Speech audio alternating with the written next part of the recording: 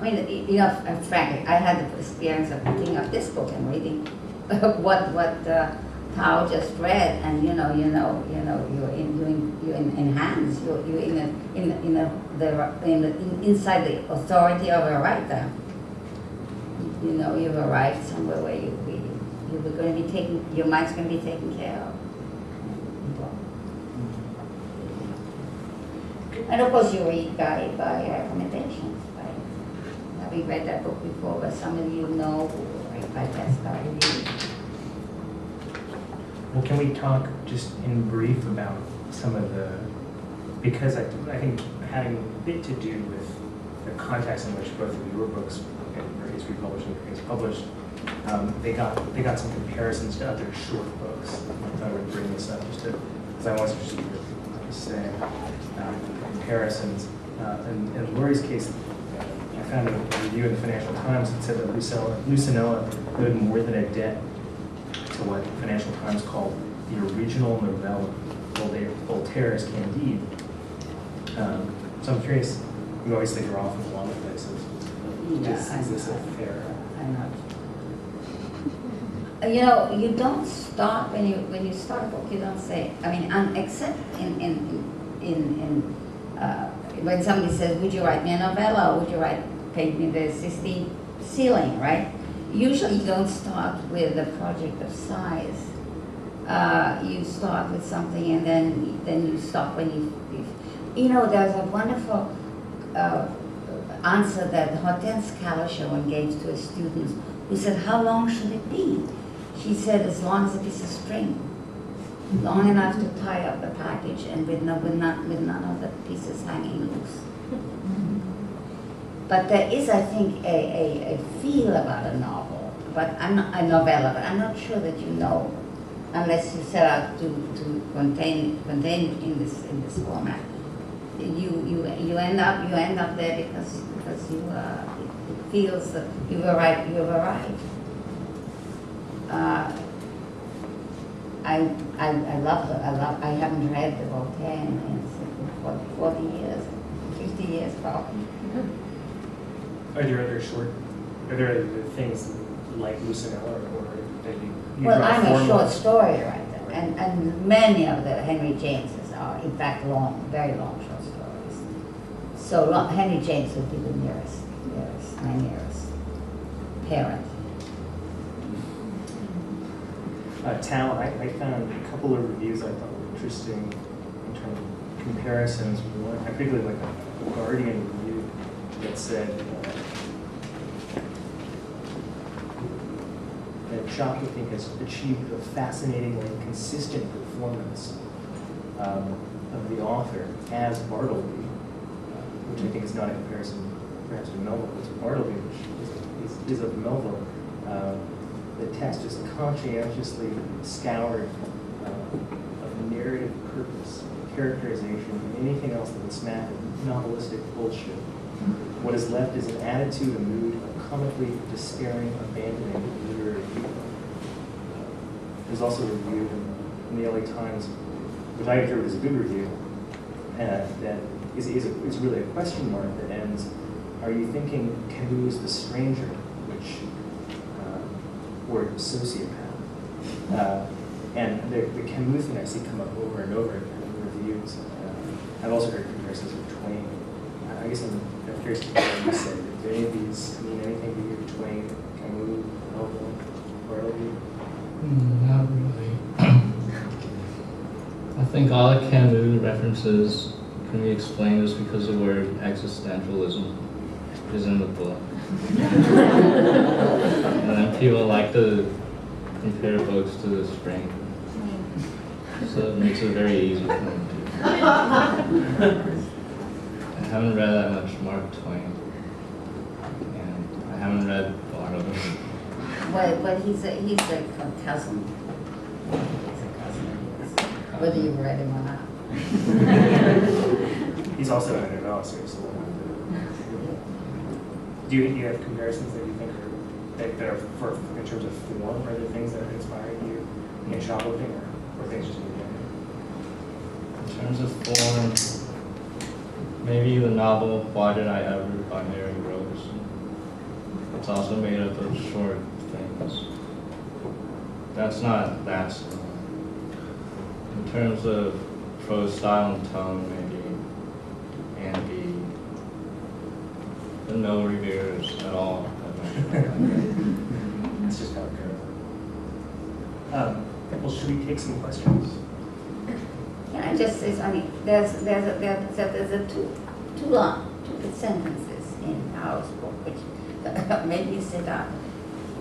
I can't. I would have liked to find them, but I will just one. It's really awful to misquote them. But what it's about is Sam looks up to see if there are many stars in the sky, and he says, "No, it's sort of normal." Now, usually, I have done that, haven't I? Haven't you looked up at the sun? Usually, this is exactly the kind of thing you would say, "Well, so what?" And you would not put it in the book. That's what's in this book. What life really is made of. And I was saying that Ian Foster in Passage to India says, so much of life, the major part of life is made of things not happening, nothing happening. Which you know how to do. Also, how would you write about things not happening? And that is a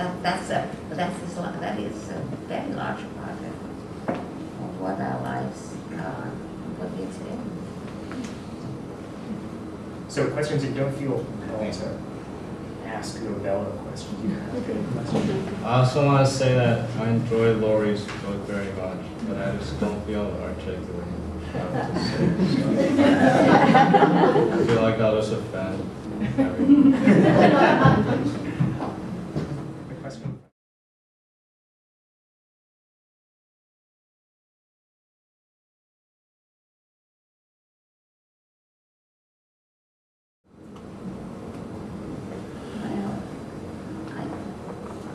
I think there's in fact, there are 3 Lucinellas in my book.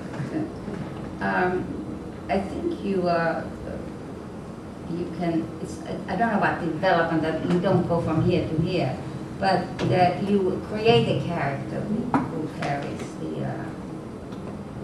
the story. I think the life is a short time, you don't live with the character long enough to know it as a reader. But you can take a short or Henry James story, and he has created a person, no? And like it's not To short whom? stories. But I mean, if you read a Henry James short story, there's some, or Alice Munro short story, there's a person in that story to whom things happen.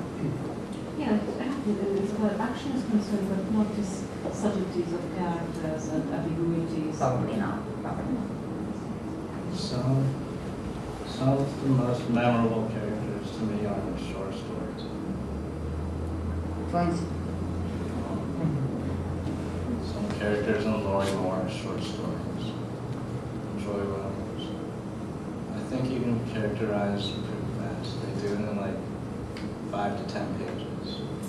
And then they'll have, once they characterize in like 10 pages, they'll have the scene where I feel like you already know the character enough to care about it. So I think in a novella it's definitely possible.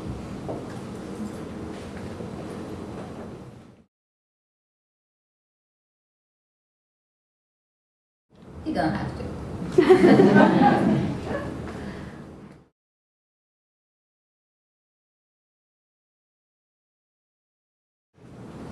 I don't remember exactly, probably 6 to 9 months.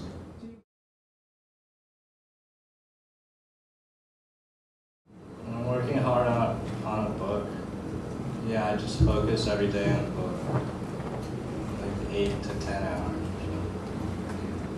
And then the rest of the time, it's just spent relaxing, knowing that I'm relaxing so I can work hard.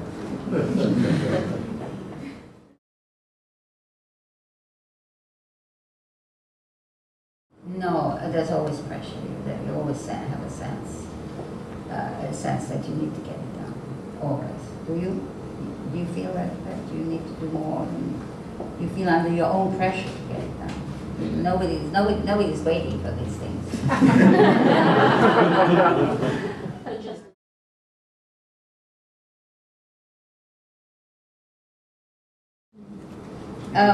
I am one of the, I mean, there are writers who have a notion in their heads and then they sit down and write it. I used to know the writer, John Gardner, who my late husband was an editor, he was John's editor. And I stayed with John once when he was, I thought we were wasting his time hanging around. But then one day he sat down and wrote 20, it seemed to be 24 hours a day. He would put on his head for a little nap and then he would. Now, he had it all in his head.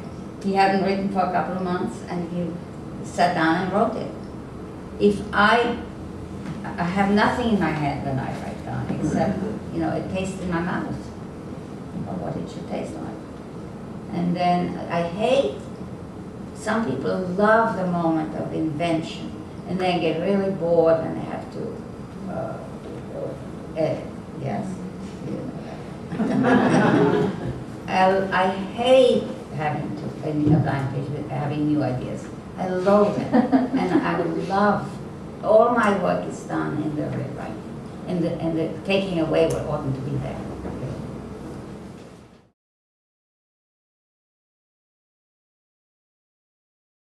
I'm going to answer for Tal. Because it's also my answer. Can you find it? Read them a little bit. You know, no, it's really good, because it's a really good question. Because it's not really. Read all the way down to the end.